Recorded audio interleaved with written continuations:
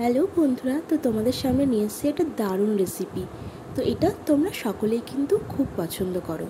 তো রেসিপিটা বাড়িতে কিভাবে সহজ পদ্ধতিতে বানিয়ে নেবে সেটাই তোমাদের দেখাবো। আর অনেক কম খরচ হয় এটাতে, বেশি খরচ কিন্তু একদমই হয় না। এখানে দেখো স্যালাড কেটে রেখেছি, লঙ্কা, পেঁয়াজ, গাজর আর শসা। তো এটা তো মাস্ট লাগবেই।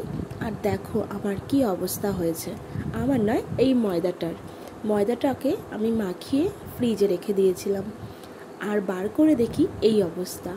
তো এখানে আবার আমি ময়দা দিয়ে দিচ্ছি, গুঁড়ো ময়দা। তো তারপর আমি এটাকে আস্তে আস্তে করে মেখে নিলেই এটা কিন্তু ঠিক পর্যায়ে চলে আসবে।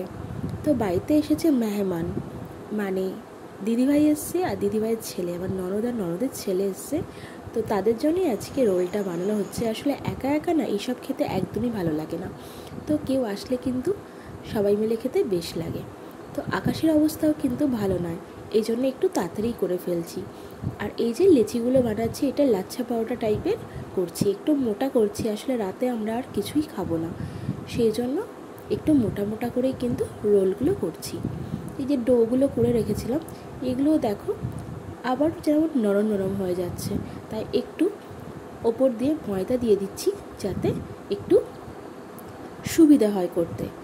আর এক হাতে ফোন ধরে যেহেতু ভিডিওগুলো করতে হয় আমার, তো একটু তোমাদের দেখাতে অসুবিধা হয়, তোমরা কিন্তু একটু কষ্ট করে বুঝে নিও।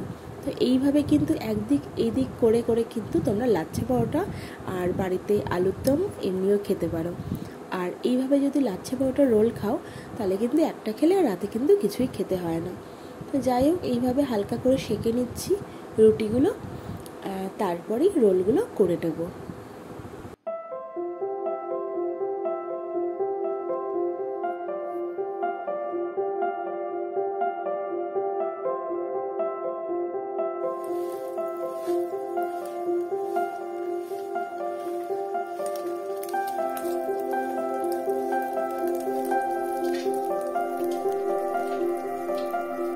তো এখানে আমার রোলটা ভাজা হয়ে গেছে, আর এখন আমি স্যালাড দিয়ে সুন্দর করে সাজিয়ে পরিবেশন করে নেব।